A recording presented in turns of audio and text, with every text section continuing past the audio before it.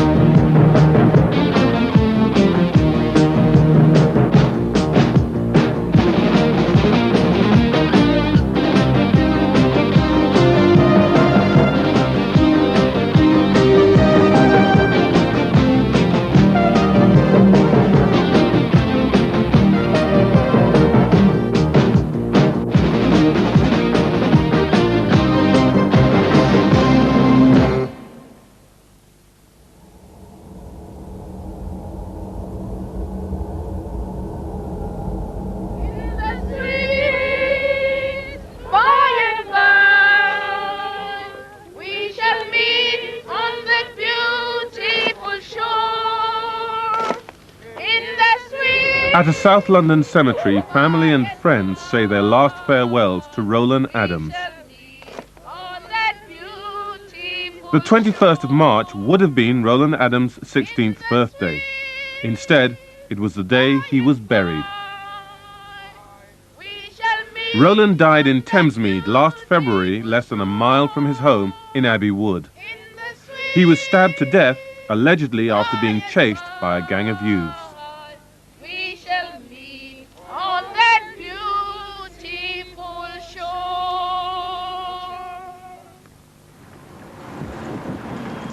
Thamesmead is a sprawling, privately run new town in the far corner of southeast London.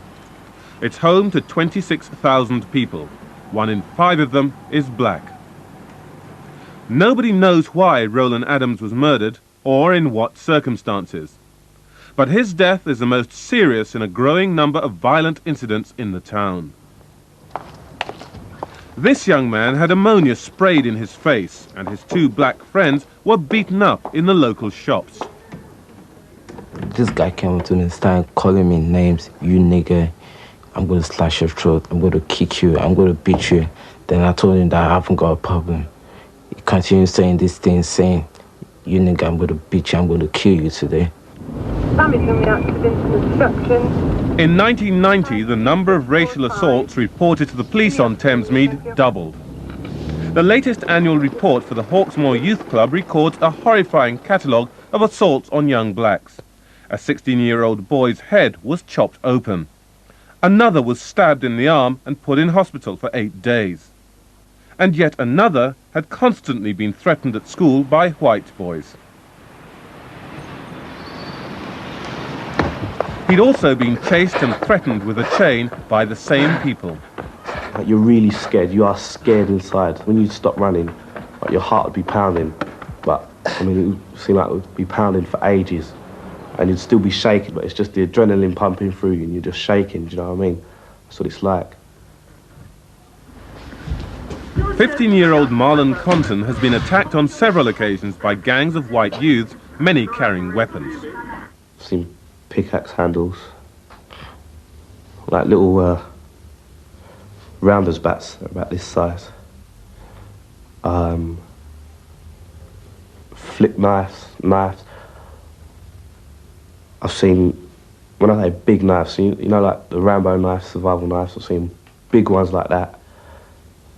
I've seen machetes, I've seen the works, I've got everything. I mean, if it wasn't a racist attack, and they came up to attack me, there'd be no need to say, oh, Marlon, you black this, Marlon, you black that, Marlon, you nigger. There'd be no need to say that. The Comptons, like at least 20 other families, have fled their home in Thamesmead. They are now in hiding. Marlon's mother, Aloma, says this drastic step was the only way she could guarantee his safety. If he's around Thamesmead, they will attack him if they see him. He avoids them on every occasion, But obviously he can't walk about shrouded. I mean, his colour gives him away straight away. I don't feel that I should let my son live in Thamesmead and have to die there because of the racists. I would prefer to move away. The increasing ferocity and frequency of the attacks has created a fear amongst residents, black and white, that anyone could be caught up in the violence. Many feel secure only in the daytime. I mean, a lot of people don't go out at night. We don't let our children out on the streets because we're frightened. There's so much violence going on around here. People are not going out in the night. They just stay at home. They prefer staying at home because they don't want to get killed, you know what I mean? They don't want to get killed. When it was first conceived 27 years ago, Thamesmead was hailed as a model of a new kind of urban community. Modern, green, open and tolerant. Today, it's almost impossible to recognise the planner's vision in the grim reality of everyday life here. Many of the people who live in Thamesmead are afraid to venture out at night. Some we've talked to are in hiding. So tonight, we ask what's gone wrong in Thamesmead and whether more lives have to be ruined before the violence is stopped.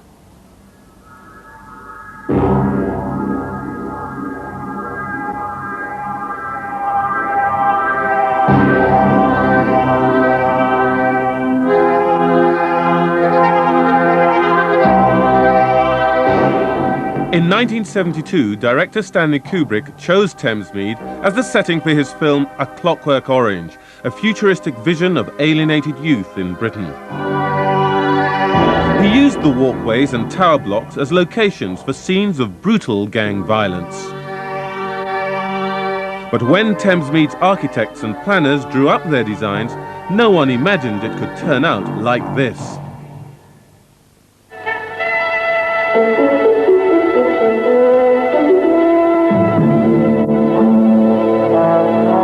When 1,000 acres of this area were released from their historic use, the Greater London Council took up the challenge and the chance to plan a new community for 60,000 Londoners. Thamesmead was conceived as a new, self-contained riverside town in southeast London, to be built on land formerly used for testing and storing weapons, straddling the boroughs of Greenwich and Bexley. This is how the councillors, planners, architects, civil engineers had begun to see Thamesmead, a town of the 21st century. This model shows the town centre. Education, recreation, sports and children's play. All vital needs of a growing, healthy modern community are being built into the plan. The aim was to create a balanced community with a full range of facilities and services for all the residents. By the early 70s, the first residents were moving in. But soon things started to go wrong. The showpiece town centre never happened. Plans for the Jubilee line and other vital transport links to London, like the East London River crossing, failed to materialise, leaving Thamesmead a virtual island. The grandiose scheme conceived in the heady 60s couldn't be sustained in the cost-conscious and sober 70s. We wouldn't build anything like this anymore. It was a product of that whole post-war period of public-led development. And then effectively it got beached by another era which didn't have the resources to, or the commitment to do these kind of, or see these kind of projects through. Worse still, Thamesmead became a dumping ground for poor or difficult families. Today, 2 out of 3 are on housing benefit. Half the adults are unemployed. The GLC was bound to take people who referred to it from the boroughs. That was part of the job of the GLC. I suppose you could say that they should have thought a bit more carefully about allocation policy. Part of the problem with Thamesmead was, and is, its isolation and the fact that it wasn't ever developed as a properly mixed community with the facilities that communities, whether it's Thamesmead or elsewhere, need. People who came here in the early days say there was originally a strong sense of community. But Mark Anderson, former editor of the first Thamesmead community paper, has observed the area's decline at first hand. Thamesmead did become a dumping ground. That's half its problem. They basically just threw the doors open for the first 5 or 6 years, just to get anyone onto Thamesmead. But as the years went on, people saw Thamesmead more as a prison and began to resent the areas and lost interest in all facilities and stopped trying. The failure to provide the kind of facilities originally intended for Thamesmead has left many of those who moved here hoping for a new life both deeply disappointed and desperate to get out. But recently, a new consequence of that failure has emerged. Some of the young people who have grown up here, in contrast to their parents, have developed a fierce loyalty to the place that has become both perverse and frightening. For those who thought the gang violence of A Clockwork Orange was pure fiction, there was an alarming development in the early 80s. The film's nightmare prediction has come to haunt Thamesmead for real. The town has spawned gangs of its own. Cut off and deprived, what has made these real-life gangs unique is an exaggerated sense of loyalty to the place where they live. The Moorings shopping precinct in central Thamesmead. This is the place where the gangs have always met. The latest gang calls itself the NTO. Like their predecessors, they too have a fierce sense of loyalty to Thamesmead. 3 of the gang members agreed to speak to the London programme's John Taylor. For legal reasons, we've concealed their identities. We live here. We live here. We've got to live here, haven't we? So we've got to keep it nice, haven't we? Can't have untold trouble going on the manor. And what I see is if we're here on the manor, then no one's going to come down and make trouble on the manor. Well, what do you mean by keeping it nice? Keeping it quiet. Keeping it to just people we know. No outsiders. Strangers ain't like down here, you know what I mean? Ain't. It's a known fact. It's just like really. us walking onto another manor. It's another group's coming down, they're coming down for trouble because nothing comes up potentially. So like, there's only one thing they can come down for, trouble. And that's us. The constant presence of the gang in and around the local shops intimidates many of the residents. I don't go round there. It's not safe to go round there. The kids hang around outside the pub and they aggravate other people that go round there. They deliberately cause upset round there. But most worrying of all, some of the gang members have begun to see the defence of their territory in racist terms. Black teenagers like Duane Nico grew up on Thamesmead with many of the white gang. But last year, after he began making new friends off Thamesmead, a series of terrifying incidents made it clear that he was no longer welcome. One involved him being pursued for nearly an hour by a white youth on a motorbike.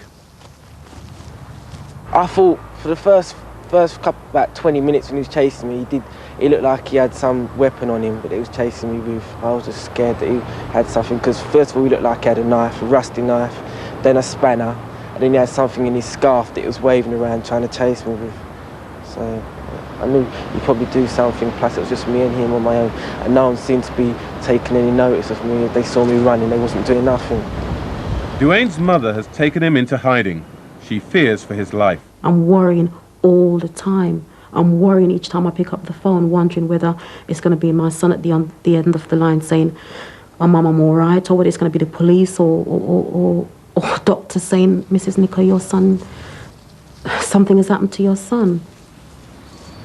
I leave here at 7:30 in the mornings and I get home just after 7 in the evenings. And I don't stop worrying until I get home and know that he's safe. They was more jealous of me being their friends, and then me going somewhere else, meeting new friends, and they was thinking me jealous and thinking that I might be a threat to them if I make new friends, and I might come back and bring all my friends home. They might just think I'm gonna be a threat to Thamesmead. Are you fearful of black people? No way. And they ain't coming to take over Thamesmead. They might do that with these pubs, but they won't do it here. They won't do it here. Because like, I've been here 17 years, and like, there's no way they can just come down and like move us off. Yeah, move us off. The gang members we talked to claim they are not responsible for the attacks on Duane Nico and Marlon Compton. But the black youngsters are in no doubt that the situation is now seriously out of control. Before, I used to think to myself, all right, they could give me a bit of a bashing, but it can't kill me. That's how I used to think. Do you know what I mean? Now it's different. It's different now. There are, of course, racist gangs in other parts of London, but Thamesmead seems to have spawned a uniquely nasty variety. Yet none of this has come out of the blue. So the question is, why has the problem been allowed to grow, apparently unchecked? The local police might have been expected to be the first body to realise what was going on. Thamesmead's police station is just 100 yards from the shopping precinct where the gangs congregate. But senior police officers say they had little indication of the extent of racial tension brewing on their doorstep, since many of the incidents were not reported to them. Black residents, however, believe their concern about the escalating violence was just not taken seriously. The impression I got speaking to some of the officers, it was that there were no problem. There was no problem on Thamesmead. And we were just paranoid blacks who were sort of calling wolf, wolf, and there were no wolves there. Eventually, the police did become sufficiently worried to appoint a specialist officer to look into the growing tensions. I was concerned, and I felt that the level of antisocial and violent behaviour among young people particularly was something that we should not tolerate. And my first measure to tackle that was to appoint a racial incident officer, because I felt the most important of those occurrences were those that were racially motivated, and those that were the ones giving the most unease to people living in the area. Many black people welcomed this development, but there was still grave concern. The warning voices were becoming more insistent. In December, the youth worker who had earlier reported the escalating catalogue of violent incidents circulated a letter to the police, Greenwich Council, Thamesmead Town and local MPs. She reported that youth workers were fearful about the increasing number of racist gang attacks and warned, if this problem is not looked into, the repercussions for the community will be serious. Elsewhere in London, the events that have taken place in Thamesmead would have provoked both alarm and urgent action by the local authority. High-profile investigations, warnings, even attempts at eviction would have followed the youth workers' report. Here, there's been little of that sort of action. Part of the reason, at least, must lie in the way that Thamesmead has been governed since the abolition of the GLC. In 1986, the government sold Thamesmead to a private company, Thamesmead Town Limited, thus removing it from local authority control. The move was hailed as a radical experiment, a privately run town with a board of directors elected directly by and from local residents. Thamesmead Town Limited inherited policies on racial harassment developed by the GLC. Complaints have been running at 25 a year. I asked the company's chief executive how they're dealt with. Our procedures would include visiting the individual who has undertaken the harassment. Our procedures would include writing to that individual, and we've never successfully undertaken this, but should we have evidence that would enable us to take effective proceedings for possession, we would undertake those proceedings.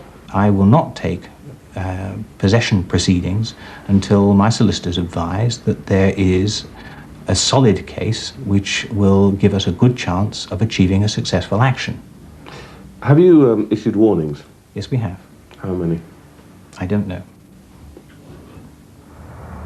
When it took over, the new management seemed determined to confront some of the more fundamental problems inherited from the GLC. In 1988, it commissioned a firm of community architects to look into what had gone wrong in the troubled moorings area. Thamesmead Town promised that the investigation would pull no punches and result in improvement to the quality of life for residents there. And Thamesmead, we found when we came and interviewed people, people have a very low self-image and lack of identity, which really springs from the fact that everybody was brought into a new architectural solution which failed to fit the people. It didn't respond to their needs, and in fact only half the people, when asked, say that they really chose to come here. The details of the report were confidential, but we've obtained a copy. On the subject of gangs, it said, half the residents in the area thought gangs of youths were a major problem, and their antisocial behaviour had contributed to the area's decline. The Hunt-Thompson report recommended wide-ranging changes at a cost of some £10 million. The thrust is to try and get the physical environment and the social environment both working better and both working in harmony. Physically, there are many improvements that can be made. Sadly, it costs a lot of money. In social terms, because of the very high proportion of young kids and the formation of the youth groups, youth gangs, quite clearly there was an urgent need to provide more provision that actually matched their needs. Although Thamesmead Town has carried out some of the recommendations of the Hunt-Thompson report, most residents still believe little has been done to tackle the problem of young people with nothing to do. Well, there's just gangs everywhere, groups. Everywhere you go, don't matter. But like gangs of teenagers and only hanging around and like causing the trouble because there's nothing else for them, nothing at all. Well, there's no amenities. Thamesmead Town haven't provided anything for the kids. It's all right if you're a duck because there's plenty of water, and it's all right if you're a cow because there's plenty of grass. But other than that, there's nothing else. Look, bricks and concrete. I've frequently come across these suggestions. It was also one of the elements of feedback that we got from the Hunt-Thompson report, which we discussed earlier. The fact is that there are a large number of facilities here in Thamesmead which, for whatever reason, whatever agency they're run by, do not, in fact, manage to convey to our community their existence or presence. In the long term, the company hopes that its £100 million plans to complete the town centre will also address its youth problem by providing a whole range of new facilities for young people. So far, it's been refused planning permission and is the subject of a public inquiry beginning next week. It could be years before the plans come to fruition. Whatever the Thamesmead Town Company intends to do, there seems little prospect of arresting the spiral in violence. And we've discovered that events are taking a sinister new turn. What was previously random abuse looks as though it is now being deliberately and systematically organised. At the Adams home in Abbey Wood, Roland's parents Richard and Audrey have not been allowed to grieve in peace. Since the loss of their son 2 months ago, they've been subjected to constant harassment and abuse. Sleepless nights. They phone regular, sometimes 30 phone calls a day. We've had 10 in 5 minutes. They, cars pulling into the square that we live in, banging, shouting abuses at friends and relatives. And what's made matters worse, the overtly racist British National Party has been campaigning in the street where they live. They delivered leaflets after Roland was killed, promoting their party, and we were the only household that didn't get one. And there's, as I said, there's 2 black families. Obviously they didn't know there were black families that live on this road, and they got leaflets, so they know where we are. The British National Party operates from a building 4 miles away in Welling. A spokesman denied they had targeted the Adams family in any way. But he did admit that Thamesmead was what he called a fertile breeding ground for the party. How many members do you have on the Thamesmead estate? Well, in fact, we never asked the question how many members we've got. That's a rather private matter to ourselves. But you do have members on the estate? We have members from one end of the United Kingdom to the other, certainly. In the London... Specifically, your membership, there is membership of the BNP living on Thamesmead? We have members living in the London Borough of Greenwich, and that includes the Thamesmead. Are they young people, old people? We have young people who've joined us all over, and that certainly includes Thamesmead, yes. The already volatile racial situation on Thamesmead looks set to grow more tense. Last week, Plumstead Police Station was picketed by activists wanting a tougher line on racial attacks. Tomorrow, there's a march to the BNP offices in Welling. At its head will be the controversial anti-racist crusader, the Reverend Al Sharpton, arriving in London this weekend. In America, his name has become a byword for militant anti-racist action. Meanwhile, as the temperature rises on the streets of Thamesmead, black residents increasingly feel trapped. Homeowners are finding it difficult to sell, tenants hard to get a transfer out of the area. Those that have escaped fear the worst is yet to come. I'm worried for them. I'm worried for them because without sort of wanting to give those idiots on Thamesmead satisfaction of saying they've driven us out, because they're so stupid, because they're so illiterate, they might feel, yes, we've driven in that one out, we've driven in that one out, let's go and drive the rest of them out.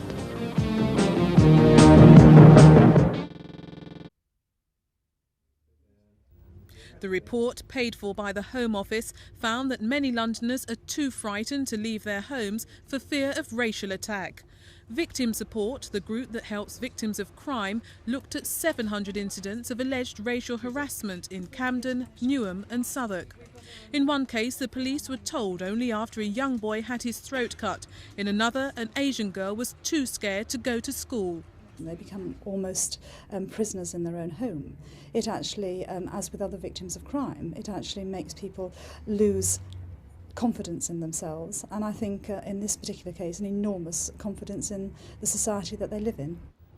Black lawyers and community groups are particularly worried about the situation in Thamesmead, where 2 young black men have been killed in separate incidents in less than 3 months. A man has been charged with the murder of 15-year-old Roland Adams. Police are still hunting the killer of Orville Blair, who was stabbed to death on Friday. Tonight there are calls for more action from the Home Secretary, including extra police to deal with race attacks and the banning of extreme right-wing organisations like the British National Party based at Welling. Well, we've asked for a meeting with the Home Secretary within the next 7 days because we feel that if this matter is not addressed urgently, there could be further bloodshed. And if you don't get the meeting, then what will happen? Well, if we don't get the meeting, then we shall have to pursue other possible alternatives. Another alternative is to seek a meeting with Sir Peter Imbert, the Commissioner of Metropolitan Police.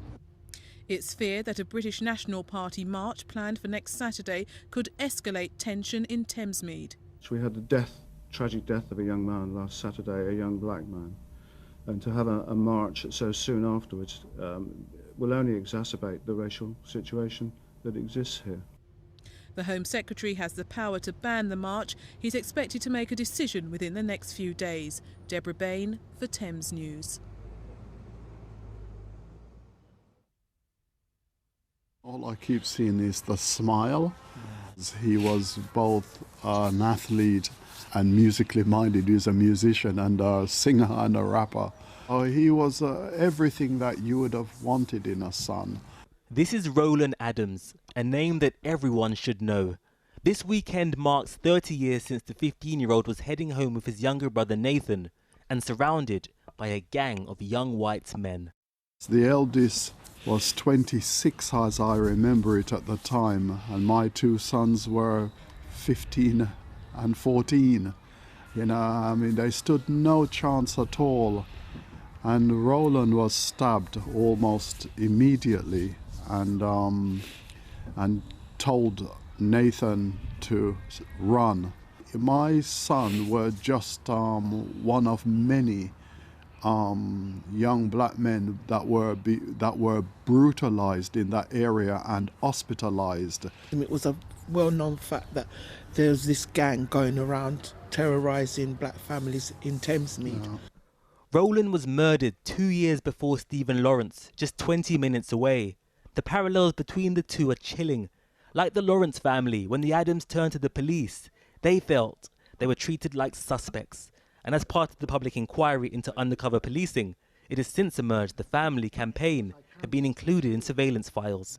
All of the issues that our family was put through, I'm surprised that we're still sane. I really am, because it was horrific. Horrific. And we've never had an apology. Well, you know, when we were saying that we're under surveillance, they treated us as if we were mental. You know, we were paranoid, nothing like that was happening. And years later, here you are. The 30th anniversary of Roland's murder comes at the end of a week where police powers have been under scrutiny. The Met's response to a peaceful vigil for Sarah Everard has drawn wide condemnation. And as Parliament is facing a raft of reforms that will beef up police powers, immediate plans to increase women's safety with undercover police officers in clubs has drawn resistance from some of the groups in attendance here. only last weekend we saw police tackling women to the ground, grabbing women. Last summer we saw that police had taken photos of the dead bodies of 2 black women, Bieber Henry and Nicole Smallman. There was an ongoing inquiry into undercover police infiltrating activist groups and having relationships with women, which victims have described as state-sanctioned rape. The Adams are core participants in this inquiry and query both the Covert Human Intelligence Bill and the new policing bill that was cracked down on protest. One of the recommendations is that, you know, somebody can go to prison for 10 years for knocking over a statue. And the person, Mark Thornborough, that murdered our son, his minimum sentence was 10 years. And within 3 years after that, he was free. You know, women are raped and people do not get a maximum, a 10-year sentence. Approaching, you know, the 30th anniversary in a few days, what do you think are the lessons that it's important that the country kind of learns? When black people have a mistrust of the police in this day and age, people think that we've got chip on our shoulders, but they need to look at what led up to that. You know, I grew up in the 70s when there was a Sussler, and I saw how my brother and my cousins and my male friends were treated just like yours. Yeah. So, and then it transpires down the generations that now our son is murdered, and then they're still being hostile towards us, and we haven't done anything. Roland's murder has changed this family forever, but what they want as they remember their eldest son is for this death to change us and the culture of policing.